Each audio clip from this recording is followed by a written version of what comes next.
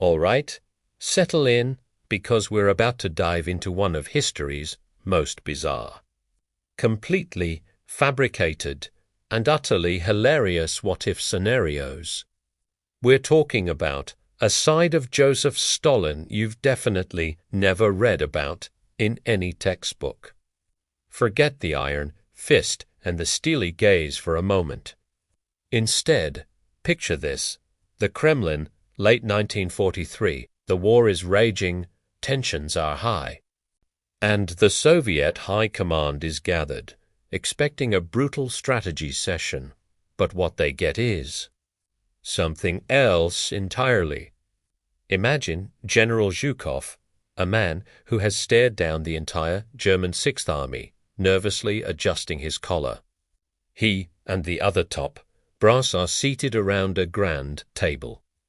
The door creaks open. In doesn't walk the fearsome General Secretary. No, in glides a figure in a sensible tweed skirt suit, a string of pearls, and a rather fetching, if slightly askew, lady's hat.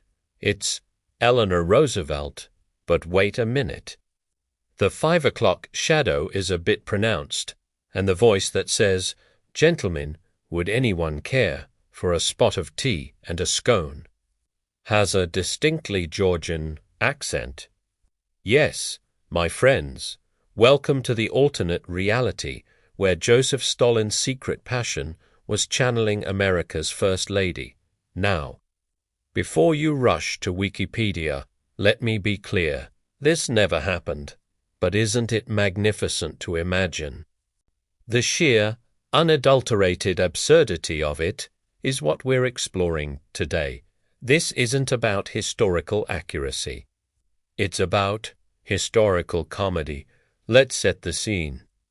The room is filled with some of the most ruthless and powerful men in the Soviet Union, men like Beria, Molotov, Khrushchev.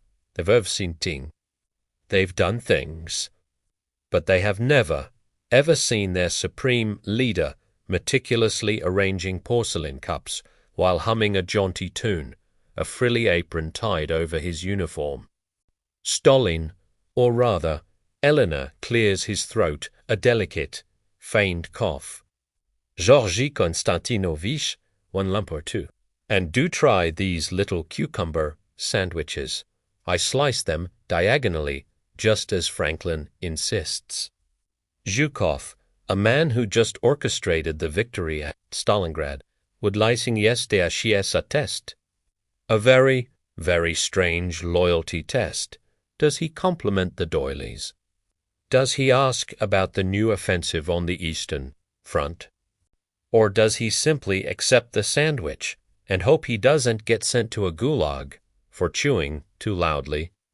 The conversation at this tea party would be surreal.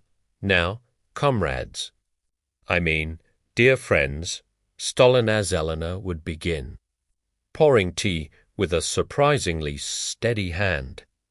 I was just reading the most fascinating article about social reform and the plight of the common man.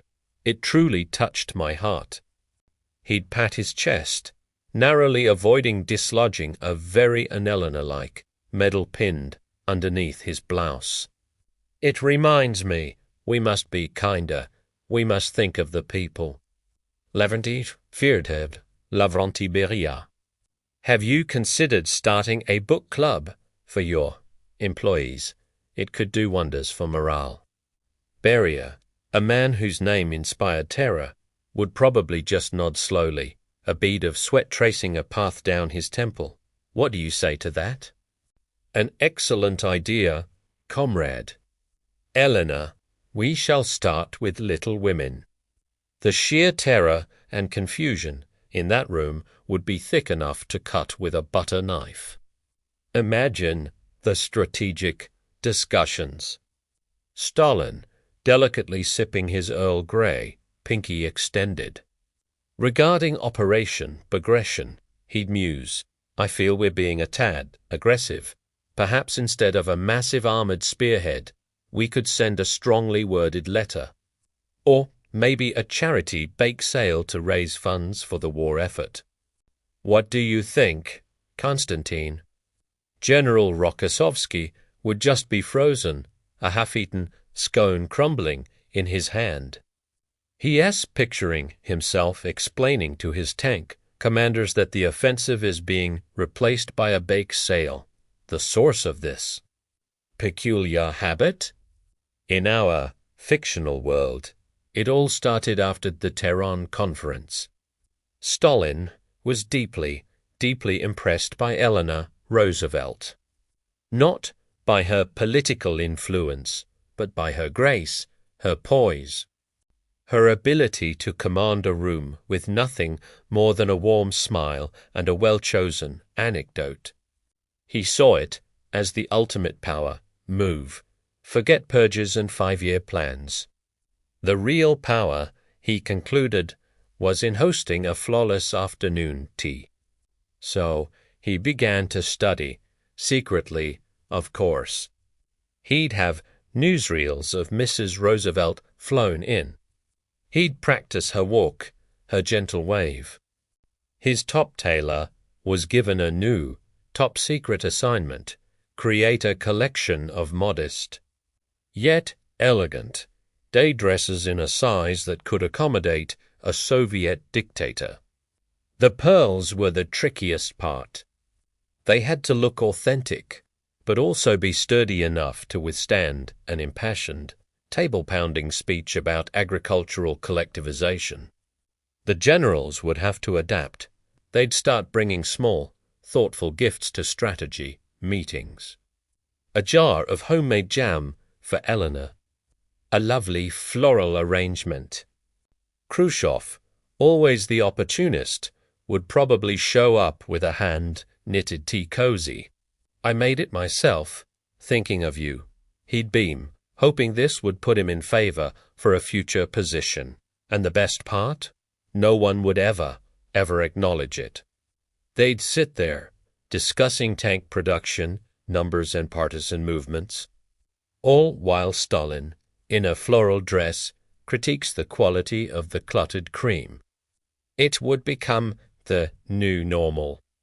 The most terrifying, unspoken rule in the Kremlin on Tuesdays. The General Secretary is Eleanor Roosevelt, and you will enjoy the damn tea. You will compliment the finger sandwiches. And you will not, under any circumstances, mention the mustache. Think of the diplomatic implications.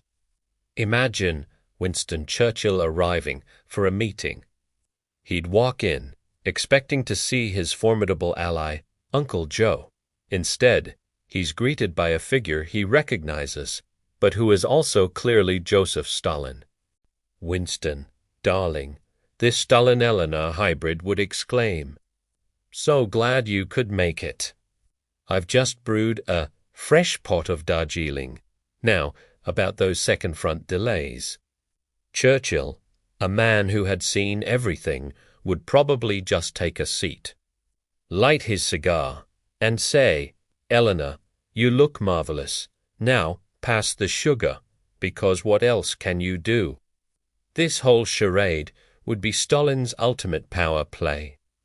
It's one thing to rule by fear. It's another thing entirely to rule by sheer, unadulterated, weaponized awkwardness. To have the most powerful men in your country so utterly terrified and confused that they will agree to anything.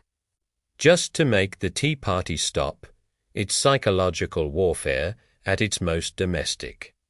So, while history records Joseph Stalin as a brutal dictator, let's take a moment to appreciate this alternate, much funnier version. The leader who believed the path to world domination was paved not with tanks, but with perfectly brewed tea, delightful conversation, and a sensible pair of low-heeled shoes. A man who looked at the world and thought, it needs less Marx and more marzipan. It's a ridiculous thought, but in a world that's often dark. Sometimes you just need to imagine a dictator in a dress to have a good laugh. Thanks for joining me on this deeply unserious dive into historical what-ifs. If you enjoyed this journey into the absurd, make sure to hit that like button and subscribe for more content that probably won't get you a good grade in history class, but will hopefully make you smile.